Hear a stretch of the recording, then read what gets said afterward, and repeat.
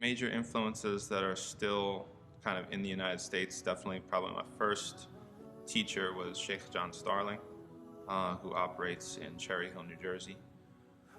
When I was just a new Muslim, I'll never forget, um, at the time, I was living with my parents. I had just finished my first degree. I was working in restaurants.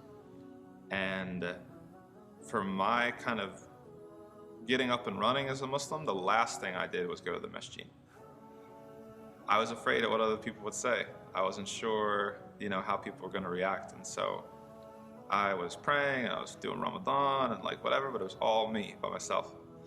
And then I got up the courage, or I think I made a promise to myself during one Ramadan that, okay, after this Ramadan, I'm going to start going to the Masjid regularly. And I looked around just like whatever was the local Masjid, the one that was closest to me, and it happened to be this one. I think they were renting out a different space for Jumu'ah at the time because they had a lack of space or something. Anyway, I go to Jumu'ah and nobody says hi to me, anything, no salam, nothing. And actually that went on for weeks. I want to say maybe 2 months that I would go to the khutbah and I would just slip in, slip out, and nobody would kind of notice me or say anything. And I will never forget for the rest of my life the first person who said salam to me. A young guy. I'm not going to name him, but may Allah reward him, because for a convert, it's a big deal. You don't feel like you're part of the crew or whatever. And if you're in a space, maybe it can get a little cliquish, or you just don't think about it. You don't think, if you're just a normal, regular masjid going Muslim, about saying salam to somebody you don't know, or even noticing somebody that maybe you haven't seen before. But for those people who are converts and who have to work up the courage to come to the masjid for the first time, it is important. It's important, and it was important for me. I'll never forget that first salam that I got. And then after that, things started to open up, and so I think John kind of realized that I was kind of hanging around, and he introduced himself to me, and we kind of struck up a relationship. And that was the beginning of a very, very meaningful and important relationship to me. I used to attend his classes at the masjid during the things that he was teaching.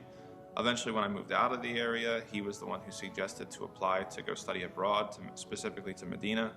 So he put me in touch with other people that were still in Medina, Sheikh Rashid Ahmadi from the Qari Institute, and Sheikh Dr. Tahir Wyatt. And those folks, he just handed me off to them. Like when I got to Medina, Sheikh Rashid, he picked me up from the airport. He kept me in his home. He helped me get registered for classes. Seriously, I will be forever indebted to that brother. May Allah reward him. And the kindness that he showed. And he's got a bunch of kids, and I played with his kids, and it was just a beautiful thing. And then he eventually left, my relationship probably in Medina after that was more with Dr. Tahir Wyatt, who just at every single turn, the life of a student in Medina is not easy. You don't know where your next rent is coming from. You don't know. You really have to shut it out and not think about it. You could go nuts thinking about the finances. You just have no idea, except for the few students who are well off, but that's not most students.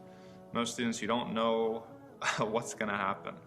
And every single time if something went down, that was basically, who we turned to. And he helped us out a lot with different opportunities.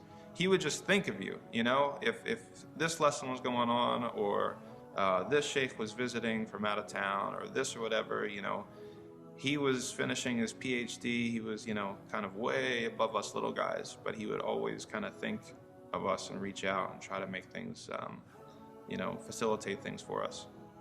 And those are relationships I still, have to this day.